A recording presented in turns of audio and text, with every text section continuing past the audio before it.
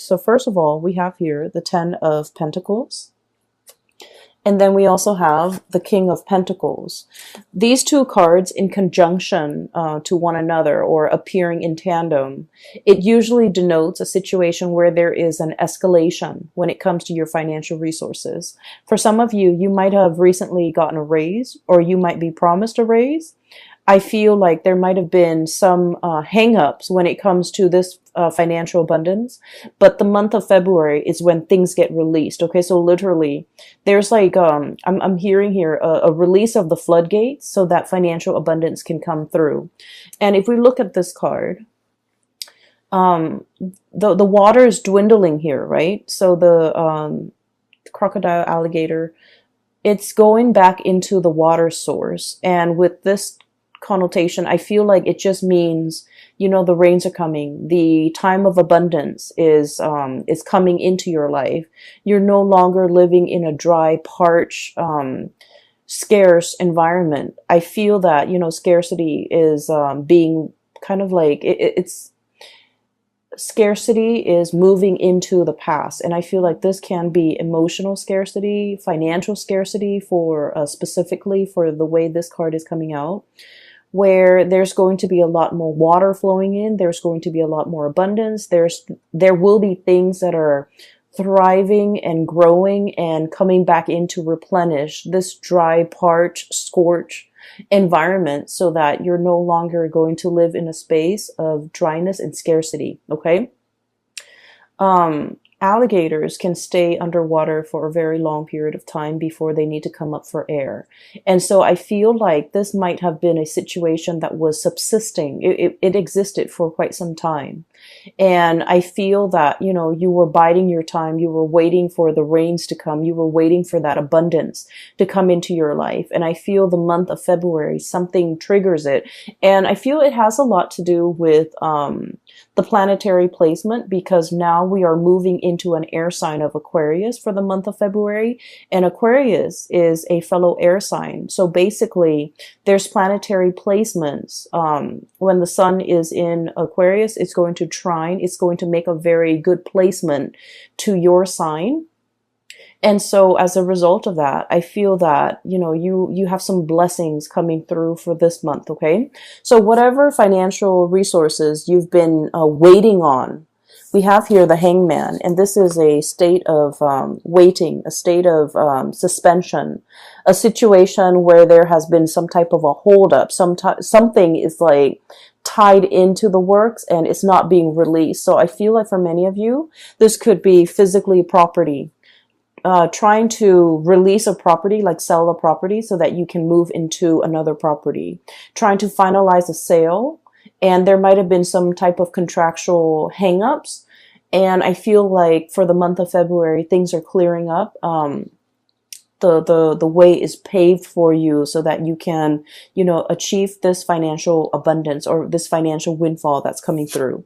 And with this King of Pentacles imagery, this is a depiction of somebody who's escalating when it comes to their career, when it comes to their professional life, when it comes to the income generating projects or whatever it is they're taking on. This is somebody who's like a boss, okay? Who tells people what to do, when to do it, who oversees other people, who I guess as well they don't need to lift a finger. So I feel like you guys are in kind of this position. You don't need to lift a finger. You don't need to do the hard labor. You don't need to, you know, get your hands dirty. You're telling other people what to do. You're making these executive decisions, and other people are coming to you and, you know, I guess like you're appointing or you're assigning projects, assigning work, and you're overseeing the work. Okay, so this is somebody who is in a managerial role, who's in the upper echelon of either a company, an organization, or even someone who's self-employed. And as a result of it, I feel that you're reaping a lot of benefits as due to the escalation when it comes to your status, when it comes to your professional life, when it comes to even pay increases that goes along with this change or this escalation in your professional life. Okay, so we have some really great things coming into the picture. So on the money front, on the financial front, the month of February is going to be a little bit of a game changer for you. And I just want to say that, with additional responsibility and power, it also comes with, I guess, like you're going to be heavily in the limelight. People will defer to your judgment. People will, constantly come and ask you for your professional opinion. And then people will also put you in really high regards, in that they might have trouble trusting what they think is right, and they defer to your judgment. And it is really important that your judgment is sound, right? So it's a little bit of a double-edged sword, in that we're thrust into a position of power. And so we're in a position where we have to command others. We have to lead others. We have to steer others the right way. And so what we know, our knowledge base, becomes very important, because you're not in a position where you have to convince other people anymore. People are referring to, your expertise, or deferring to your judgment. And so you want to make sure that you have the whole story. You want to make sure that you are a credible source. And you want to make sure that whatever you say, you can kind of back it up, okay? Not that you have to defend your stance or convince others of your course of action, but you just need to make sure that with leadership capabilities, it comes with a lot of scrutiny as well, from, people who might be working above you, people that you're answering to. And so you want to make sure that your judgment is sound. You want to make sure that every argument that you have is based on logic, based on facts, and these facts can be backed up, can be used as evidence, because I do feel like you have to be very, very responsible towards the people that you're leading, towards the people that you're commanding, okay? So think of it as like, let's say we're going off to war, okay? And you're in command of like 1,000 soldiers. You want to make sure that you utilize your resources well. Where can I put these soldiers so that we can have like a very efficient victory? Where can I, strategically place people or use people, so that, use not in a bad way, but use as in utilize them to the best of their capabilities, so that we can achieve visible results. So I feel like there's a lot of planning. I feel like there's a lot of strategizing that's coming through for this month. I feel like manpower might be a little bit scarce. And so it's the scarcity coming through from this card. I feel like manpower might be very scarce. So you want to utilize each and every person to the best of your capabilities, based on what you know about their strengths and their weaknesses. Okay. So for example, you wouldn't put a medic on the front lines, right?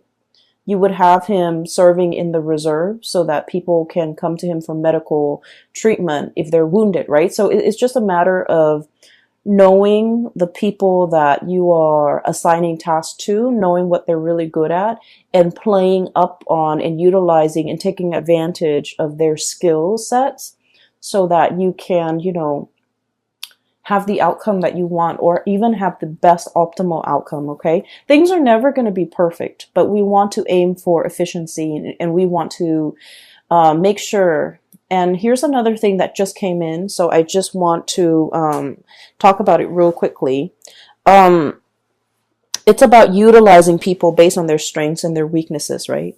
So for example, you probably wouldn't want to put your best friend, who's not really good with interacting with people, to put him in a position where he has to interact with people, okay, even though he's your best friend.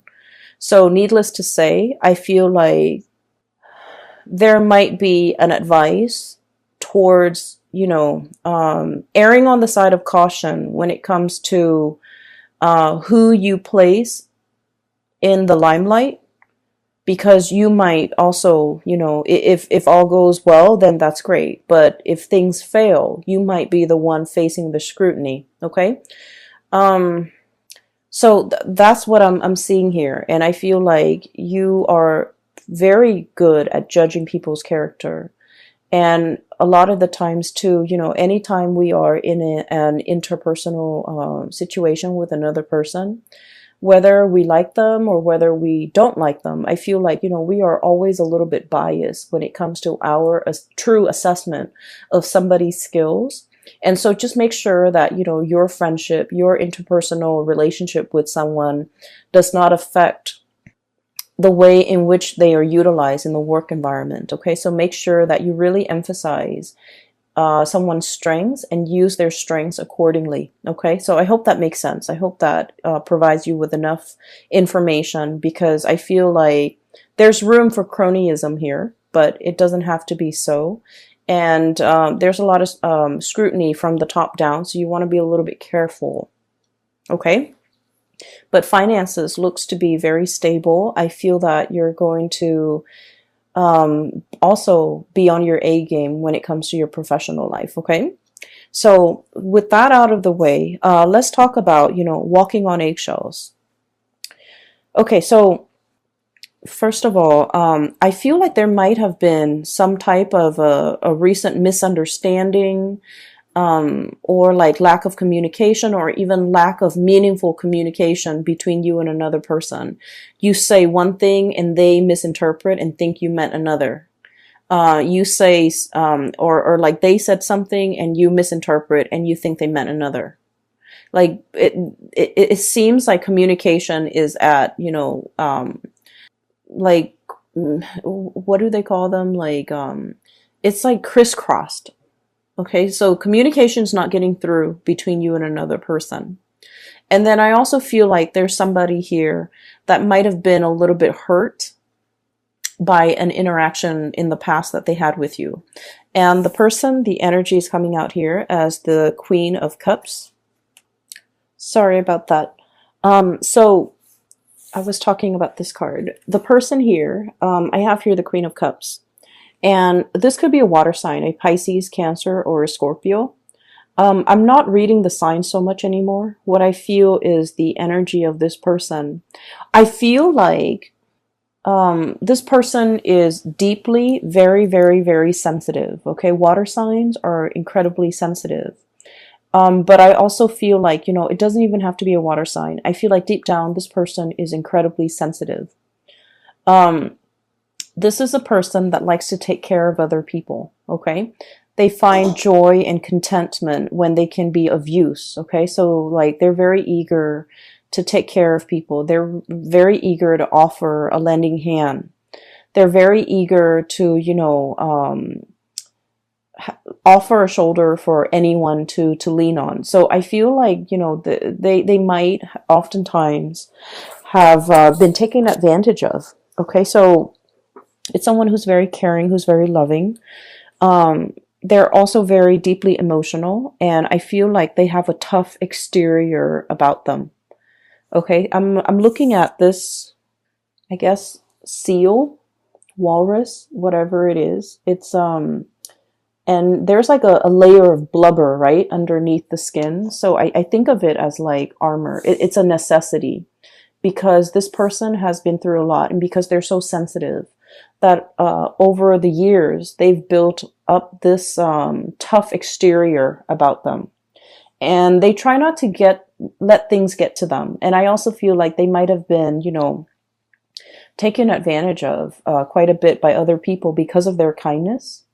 And because of that, they grow thick skin, and they're very cautious about who they invest their time in, who they invest their energy in, and who they're making themselves available to. So this is a person that has been burned one too many times. And as a result of it, they're going into self-preservation mode. Okay.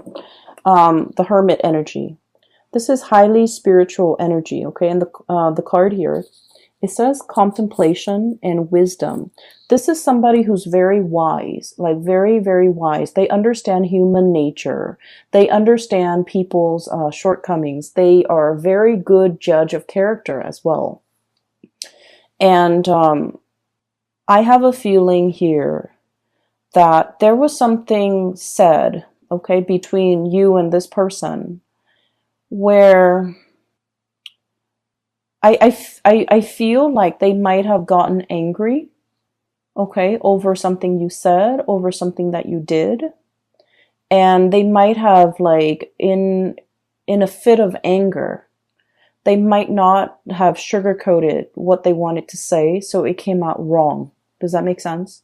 So it's not like they meant for it to come out that way, but I feel like it just came out wrong. And then I also feel like there might have been an exchange between you and this person. And keep in mind the energy could be vice versa, because I feel like it's the person coming to you. But then again, it could be the energies could be flipped. And I feel like somebody feels like the other person's not doing enough. Not doing enough in a relationship, not chipping in, not carrying the burden of the relationship, childcare, family, responsibilities in the home, like I just sense that somebody felt like emotionally that they were carrying the weight of the relationship. That's what it feels like to me. And somebody is pointing out these things, and I feel like it's a situation that might have created a rift between the two of you. I feel like they're upset. And so this whole concept about walking on eggshells, I feel like somebody here, potentially you're walking on eggshells with another person and you're biding your time. I'm also sensing that this person, so just keep in mind, because the way the energy is coming out, I just feel like they have a lot, they over the years, they have repressed a lot of things, okay? A lot of things have been repressed under that layer of skin. So they might have felt a lot, but they never said it. They might have held on to resentment. They might have held on to grudges. And I don't feel like this is a petty person. I just feel like in any type of a relationship or interpersonal situation with another person, we know too much about the other person. There's always going to be grudges held. There will always be resentment. There will always be like discontent, right? But I feel like with this person, they've never expressed themselves in the past. They've never voiced their opinion. They've never I guess like let things go, because everything gets trapped under that layer of fat. That's what I'm feeling. And so it can potentially become toxic. Okay.